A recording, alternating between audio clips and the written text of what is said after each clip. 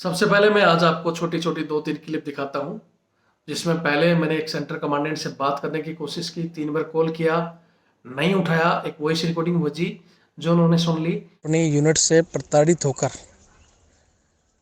वहाँ से आपके सेंटर के सामने आया है। कल से वो घूम रहा है, आपके एडजुटेंट साहब उनको इन नहीं कर रहे। और मैंने उसको कहा कि भाई आप सेंटर कमांडेंट साहब के पास जाओ, हो सकता है वो आपकी मदद करेंगे, लेकिन आप उसकी मदद नहीं कर रहे। 3 बार मैंने आपको सुबह से कॉल लगाया, आप मेरा ये रिकॉर्डिंग आपको मैं अभी पूरा सुनाऊँगा, लेकिन उससे पहले मैं कुछ चंद एक बात कहना चाहता हूँ हमारे जवान साथियों से। जय हिंद, जय भारत, वंदे मातरम। मैं रविंद्र फौजी। जैसा कि मैंने 2 दिन पहले एक वीडियो डाला था कि हमारा एक सेना से हवलदार, जिसको यूनिट में परेशान किया गया, प्रताड़ित किया गया, 10 नंबर फॉर्म भरने के लिए पागल खाने की तैयारी की गई, तो वो परेशान होकर अपनी यूनिट से और सेंटर पहुंच गया। अभी सेंटर में वो है तो सेंटर में उसको इन नहीं कर रहे। ये सेना के कुछ ऐसे कानून और नियम बने हुए हैं अंग्रेजों के जमाने के, जो कि सिर्फ और सिर्फ जवानों को प्रताड़ित कराने के लिए, परेशान करने के लिए बने हुए हैं। यूनिट के एडजुटेंट, सेंटर के एडजुटेंट साहब कहते हैं कि हम बिना मूवमेंट ऑर्डर इन नहीं कर सकते। जिस बंदे को परेशान किया जा रहा है, जिसको जान से खतरा है, वो वहां से मूवमेंट ऑर्डर लेके आएगा या वो सीओ उसको मूवमेंट ऑर्डर देगा? इस केस में जैसा कि आपको मैं बता दूं, मैंने वहां सीओ साहब से बात करने की कोशिश की, लेकिन सीओ साहब ने मेरा नंबर नहीं उठाया। सेंटर में मैंने सेंटर कमांडेंट से 3 बार कॉल करने की कोशिश की, नहीं उठाया। मैंने उसके बाद एक वॉइस रिकॉर्डिंग भेजी है। सबसे पहले मैं आपको वॉइस रिकॉर्डिंग सुनाता हूँ। वो वॉइस रिकॉर्डिंग उन्होंने सुन ली, लेकिन उसके बाद मेरा नंबर ब्लॉक कर दिया। यहाँ मैं एक चीज कहना चाहता हूँ कि ऐसी बहुत सी समस्या आती हैं और हम कोशिश करते हैं कि पहले वहाँ के सीओ से, सेंटर कमांडेंट से, या जहाँ भी आर्मी हेडक्वार्टर के नंबर है वहाँ तक हम भेजकर और उस मामले को आर्मी के लेवल में ठीक करें। लेकिन जब वो ठीक नहीं होती तो हमारे पास चारा होता है कि हम इसमें डालें, और फिर वो सीओ, एडजुटेंट और कुछ उसके साथ हमारे चमचे जेसीओ भी लग जाते हैं। वो कहते हैं कि जी भाई रविंद्र फौजी तो एंटी नेशनल आदमी है, फौज की बातें बाहर करता है। अगर आप लोग सही से ड्यूटी करते तो एक हवलदार को जरूरत नहीं थी कि वो आपके यहां से जाकर सेंटर में जाए। और यहां मैं सिर्फ एक ही चीज पूछना चाहता हूं हमारी सेना के बड़े बड़े अधिकारियों से कि ऐसी स्थिति में जवान, पहले मैं आपको रिकॉर्डिंग सुना देता हूं जो मैंने ब्रिगेडियर साहब से मेरी बात हुई है, ये आप सुनो। यहाँ इस रिकॉर्डिंग में मैं ब्रिगेडियर साहब का नाम और उस हवलदार जी का नाम को काट रहा हूँ, बल्कि इस रिकॉर्डिंग में मैंने उनका नाम और वो भी लिया है, लेकिन मैं काट रहा हूँ क्योंकि आज आज का मैंने और जो उसको कमांडेंट साहब को कहा है कि आज आज आपके हाथ में है कि आप उसको सेंटर में इन कर लो, ताकि हम आपका नाम, सेंटर का नाम और नई यूनिट का नाम आज भी हम गोपनीय रखें। सुबह तक अगर उनको इन नहीं किया जाता है तो कल जवान से बात करके फिर मजबूरी में इनका नाम हमें पब्लिश करना पड़ेगा।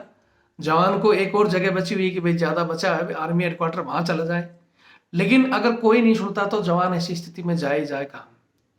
मैं यहाँ देश की जनता से पूछना चाहता हूं, मैंने मेरी सर्विस में एक ही आर्मी कमांडर देखा था जब मैं पंजाब में था, और उस आर्मी कमांडर के जो आदेश थे कि भाई जो इनकी ये अफसरों की मैडमें जो गाड़ी लिए घूमती है ना बाजार में पिकनिक करने के लिए, इनके बच्चों को स्कूल छोड़ने के लिए, जो ये 8-8 10-10 सहायक रख रहे हैं, एक ही कमांडर देखा जिसका आदेश था कि अगर किसी भी अफसर की फैमिली बाजार में सरकारी गाड़ी में मिल गई तो उसकी 25,000 की पर्ची कटती थी। जनरल जय जय सिंह नाम था उनका।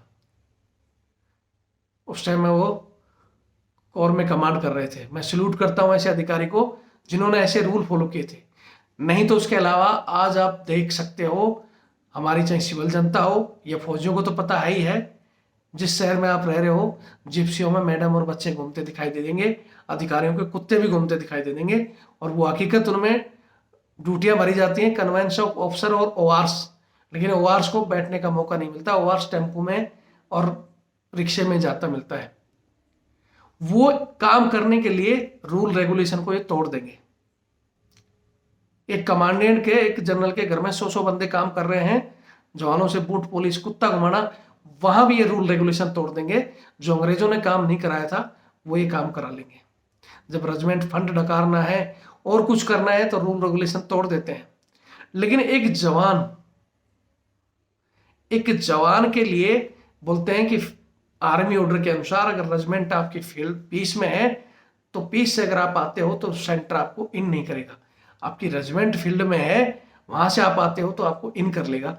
ये कहता है हमारा आर्मी एक्ट। लेकिन मैं पूछना चाहता हूं उन अधिकारियों से कि उस समय आर्मी एक्ट कहाँ जाता है जब आपकी मैडम बाजार में शॉपिंग करने के लिए या आपके टमाटर खरीदने के लिए जिप्सियां जा रही हैं, गाड़ियां घूम रही हैं, या आपकी जो बच्चों की पार्टियां, आपकी मैडम की, आपकी शादी की सालगिरह में जवान 20-20 जवान बेटर घूम रहे हैं, वहां आर्मी ऑर्डर कहाँ जाता है? शर्म आती है आपको उस समय आर्मी ऑर्डर के देखते हुए? यहाँ एक जवान की जान पर आई हुई है, टेंशन में है जवान, परेशान है, वो सुबह से भूखा प्यासा सेंटर के गेट पे बैठा है। लेकिन सेंटर कमांडेंट ने, बल्कि वो सेंटर कमांडेंट उसकी पुरानी यूनिट में उसको अच्छी तरह जानते हैं, लेकिन जवान का भी नंबर ब्लॉक कर दिया। मेरी रिकॉर्डिंग सुनने के बाद मेरा ब्लॉक कर दिया। फिर क्या रहती है? फिर कहते हो रविंद्र फौजी क्या करेगा? उसके पास फिर ये चारा है। आज फिर मैं एक मौका बिना नाम दिए, जो लोग कहते हैं मैं पब्लिसिटी के लिए, फलाना के लिए, मैं भी नहीं चाहता कि ऐसी चीजें बाहर आए। मैं चाहता हूं, मैं दोनों तरफ की बातें सुनकर डायरेक्ट कोशिश करता हूं कि बात करके मसले हल हो जाए। और मेरे पास जो 10 मामले आते हैं, मैं कहता हूं कि 10 में से 7-8 मामले जो अच्छे अधिकारी हैं उस बात को सुनकर मानते हैं और वो मामले हल होते हैं। लेकिन कुछ एक 10 में से 2 ऐसे हो जाते हैं जिनकी ईगो मतलब अपने आप में आ जाती है कि नहीं जी, मैं तो कर्नल हूं और मैं तो ब्रिगेडियर हूं, मैं कैसे एक सिपाही की बात सुनूं? मत सुनो। मैं चाहता हूं आप ये रिकॉर्डिंग सुने और इसको थोड़ा आर्मी हेडक्वार्टर तक भेजें। और हमारे जो नेतागण हैं, रक्षा मंत्री जी हैं, प्रधानमंत्री जी हैं, वो भी थोड़ा सा मैं हाथ जोड़कर रिक्वेस्ट करता हूं कि इंटरफियर करें। जवानों पर जो अत्याचार हो रहे हैं बंद करें। जरूरत है आर्मी एक्ट को थोड़ा सा चेंज करने की, क्योंकि सारे प्रॉफिट के लिए जो आर्मी एक्ट हैं, जितने भी अंग्रेजों के जमाने के बटे हुए हैं, वो ज्यादातर अफसरशाही के लिए बने थे। और उस अफसरशाही के अलावा भी जो अफसर के खिलाफ है वो रूल खत्म कर देते हैं या उस रूल को तोड़ देते हैं। लेकिन जो जवान के वेलफेयर के रूल है, जवान को मिलना चाहिए, वो सारे के सारे रूल लगभग इन्होंने खत्म कर दिए या उन रूल को देखते नहीं है। चाहे वो पहले जवानों को ज्यादातर मेडल मिलते थे, जवानों की जो पेंशन थी कितने परसेंटेज थी सबको पता है, जवान को 70 मिलती थी और अफसर को 50। लेकिन वो इक्वल कर दी। एमएसपी को इक्वल नहीं करेंगे, अलाउंस को इक्वल नहीं करेंगे, लेकिन अपने प्रॉफिट के लिए इन्होंने जवानों को सिर्फ इस्तेमाल किया है। जवानों के कंधे पर हथियार फायर रख करके सरकार को दिखाया है जवान हम खुश है, जवान ये कर रहे हैं। और हमारे जवान भी ठीक है, ऑन ड्यूटी में आप बंधे हो, इनके गुलाम बने हो, कम से कम रिटायर्ड होकर कम इनको आप साइड कर दो, जुड़ो हमारे चैनल से, साथ आओ, हम इनकी बैंड बजा सकते हैं। मैं ज़्यादा कुछ नहीं कहूँगा, रिकॉर्डिंग सुने और इसको शेयर करें। जय हिंद, जय भारत, वंदे मातरम। बाकी डिटेल कल सुबह है। मैं रविंद्र फौजी बोल रहा हूँ। आपका एक जवान जो कि अपनी यूनिट से प्रताड़ित होकर वहाँ से आपके सेंटर के सामने आया है, कल से वो घूम रहा है। आपके एडजुटेंट साहब उनको इन नहीं कर रहे, और वो जो आपकी पुरानी यूनिट का बंदा है। जब वो लैश नायक था तो आप उस समय उसके सीईओ थे। आपने उसका नंबर ब्लॉक किया हुआ है। और मैं सिर्फ इतना पूछना चाहता हूँ कि ऐसी स्थिति में जवान क्या करे जब उसको उसकी अपनी यूनिट में जान का खतरा हो, उसके ऊपर गार्ड लगा दी जाए, उसका 10 नंबर भरने की तैयारी की जाए, फिर वो वहाँ से अगर वो किसी की शरण में आए तो किस में आए? वो जवान वहाँ से निकला, उसके बाद वो एसपी साहब के पास जा रहा था। मैंने उसको रोका कि भाई मत जाओ, अपना फौज का मामला है, आप उसको पुलिस में मत ले जाओ। और मैंने उसको कहा कि भाई आप सेंटर कमांडेंट साहब के पास जाओ, हो सकता है वो आपकी मदद करेंगे। लेकिन आप उसकी मदद नहीं कर रहे। 3 बार मैंने आपको सुबह से कॉल लगाया, आप मेरा कॉल भी नहीं उठा रहे हो। फिर अंत में हमारे पास ये होता है कि हम उसको मीडिया में या मेरे जो चैनल पे उस पर वायरल करूँगा। फिर आप बाद में कहते हो कि भाई रविंद्र फौज की बातों को बाहर डाल रहा है, ये हुआ कर रहा है। हालांकि मैंने अपना जो जनरल साहब का 0008 लास्ट का जो नंबर है उस व्हाट्सएप पर भी ये चीज़ें भेजी हैं। और मैं आपसे निवेदन कर रहा हूँ कि आप उसको अगर इन करना चाहते हो तो कर लेनी, अन्यथा फिर मैं इन चीज़ों को वायरल कर रहा हूँ। जय हिंद।